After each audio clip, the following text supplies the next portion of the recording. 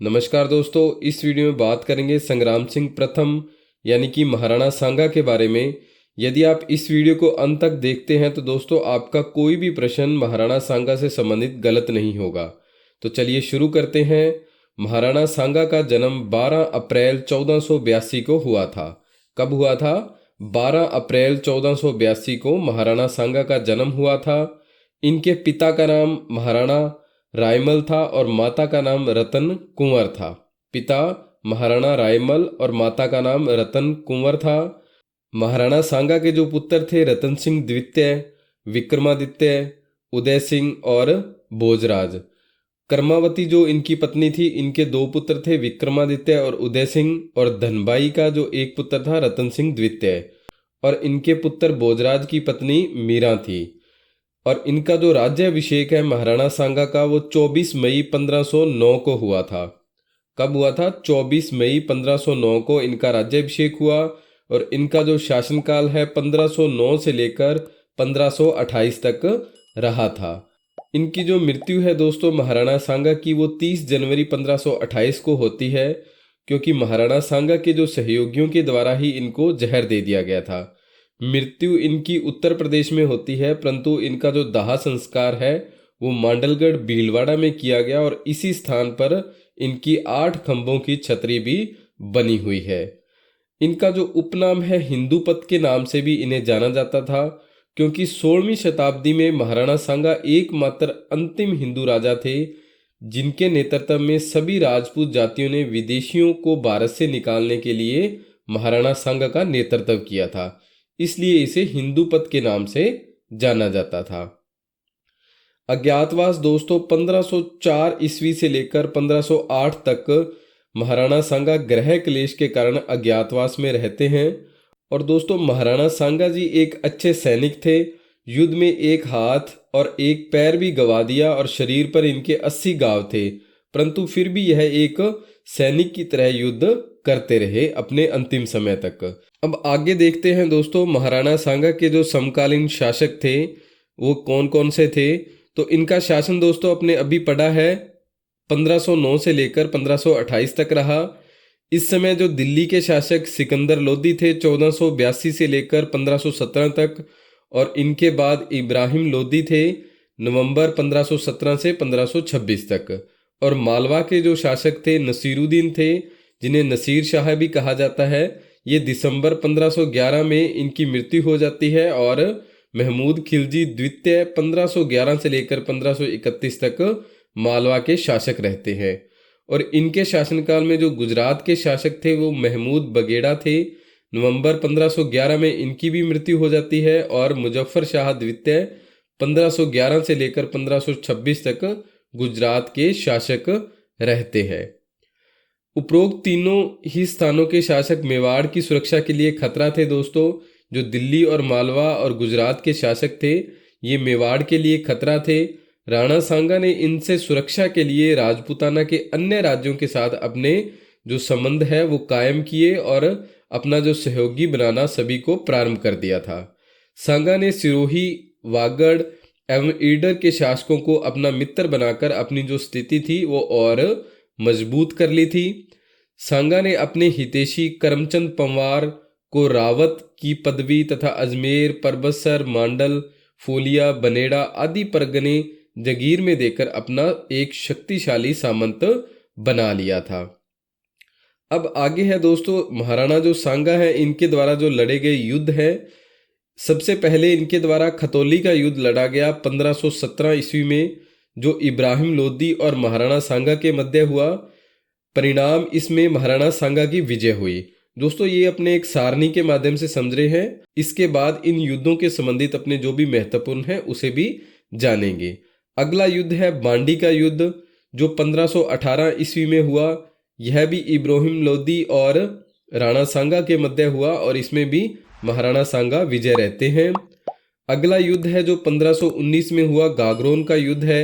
यह महमूद खिलजी द्वितीय के मध्य हुआ। इसमें भी महाराणा सांगा विजयी रहते हैं। दोस्तों महाराणा सांगा सभी युद्धों में विजयी रहते हैं, परंतु जो अंतिम युद्ध था खानावा का उसमें ये अपना जो युद्ध है हार जाते हैं। अगला युद्ध है 1520 में हुआ है, जो ईडर का युद्ध, जो मुजफ्फर शाह द्वितीय व महाराणा सांगा के मध्य हुआ। इसमें भी जो महाराणा सांगा विजयी रहते हैं। अगला जो युद्ध है दोस्तों, बयाना का युद्ध है। यह युद्ध 1527 ईस्वी को हुआ, जो क्या है बाबर एवं राणा सांगा के मध्य हुआ। इसमें भी क्या है, सांगा की विजय होती है। अब अंतिम युद्ध आता है, खनावा का युद्ध ही 1527 को होता है।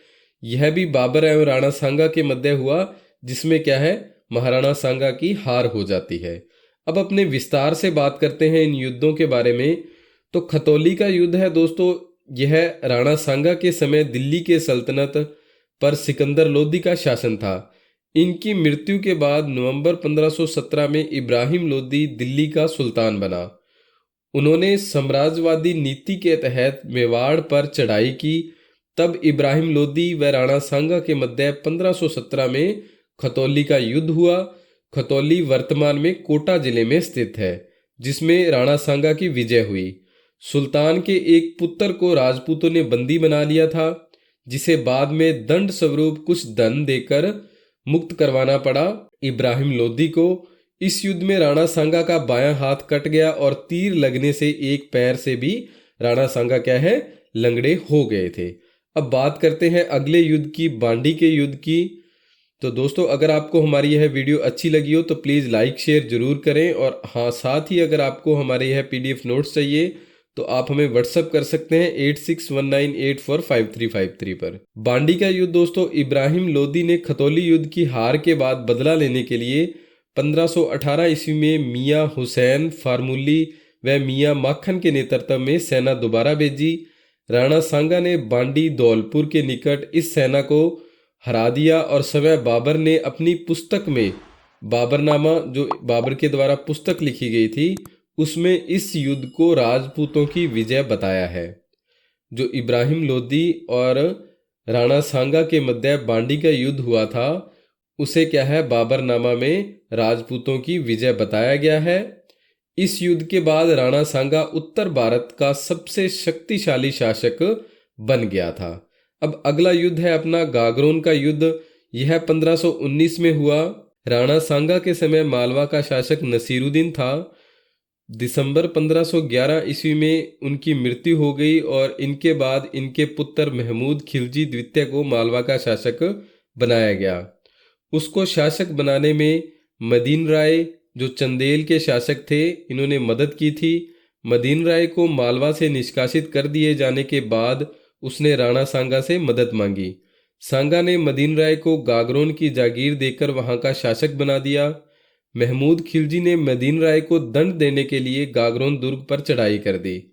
महाराणा सांगा ने भी 1519 ईस्वी में महमूद खिलजी द्वितीय पर आक्रमण किया और महमूद खिलजी द्वितीय को बंदी बनाकर चित्तौड़गढ़ ले आए। 6 माह तक बंदी बनाकर चित्तौड़गढ़ रखा और बाद में जमानत के तौर पर जो इनके पुत्र हैं महमूद खिलजी द्वितीय के, उन्हें रखा गया और महमूद खिलजी को छोड़ दिया गया। तबेकात अकबरी के लेखक निजामुद्दीन अहमद ने राणा सांगा के इस उदार व्यवहार की प्रशंसा की है। चलिए आगे देखते हैं अपने ईडर का युद्ध। राणा सांगा के समय गुजरात का जो शासक महमूद बगेड़ा था, नवंबर 1511 में इनकी मृत्यु हो जाती है। इसके बाद इनका पुत्र मुजफ्फर शाह द्वितीय शासक बनता है और राणा सांगा ने बारमल को ईडर से निकालकर रायमल को वहां का शासक बना दिया था। लेकिन मुजफ्फर शाह की सेना ने लगातार आक्रमण कर ईडर पर अधिकार कर लिया। 1520 ईस्वी में महाराणा सांगा ने ईडर पर आक्रमण कर मुजफ्फर शाह द्वितीय की सेना को हरा दिया था। अगला जो युद्ध है अपना दोस्तों, बयाना का युद्ध है। यह 16 फरवरी 1527 ईस्वी को हुआ था। बाबर के सैनिक पानीपत के प्रथम युद्ध में इब्राहिम लोदी को हराकर वापस लौट रहे थे, तो रास्ते में बाबर के सेनापति ने बयाना भरतपुर के दुर्ग पर अधिकार कर लिया। तब राणा सांगा ने बाबर की सेना पर आक्रमण किया और बाबर की सेना व राणा सांगा के सैनिकों में भयंकर युद्ध हुआ। मुगल सैनिक भाग गए। सांगा के सैनिकों की विजय हुई। उन्होंने बयाना के दुर्ग पर अपना कब्जा कर लिया था। चलिए आगे बात करते हैं खनावा के युद्ध के बारे में। जो अंतिम युद्ध था, बाबर ने सेना एकत्रित करना आरंभ कर दिया। उसने तुर्की सरदारों को व शहजादे हुमायूं को जैनपुरा से बुला लिया। इसी समय बयाना के युद्ध से भागे हुए सैनिक बाबर के पास पहुंचे।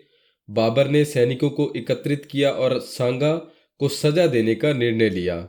जिहाद का नारा, इस समय क्या है, बाबर ने जिहाद का नारा दिया, जिसे क्या है, धर्मयुद्ध कहा जाता है। अंत में उसने सभी सैनिकों को इसे जिहाद का युद्ध बताते हुए कहा कि सभी कुरान को छूकर खुदा का नाम लेकर कसम खाओ कि या तो हम ही फतह करेंगे, अन्यथा इस जंग में हम अपनी जान दे देंगे। बाबर के इन शब्दों से उत्साहित सैनिकों द्वारा युद्ध में भाग लेने के लिए अपनी सहमति दी गई। इस युद्ध में राणा सांगा के सिर में तीर लगने से वे घायल हो जाते हैं और तब उनका मुकुट या राज तिलक को हलवद के जाला राज सिंह के पुत्र जाला अज्जा ने धारण किया तथा राणा सांगा को सिरोही के आखेराज की देखरेख में युद्ध भूमि से बाहर भेज दिया गया। दोस्तों, खनावा का युद्ध पहला युद्ध था जिसमें भारत में पहली बार तोपों का प्रयोग किया गया था। खनावा के युद्ध के बाद बाबर ने गाजी की उपाधि धारण की थी।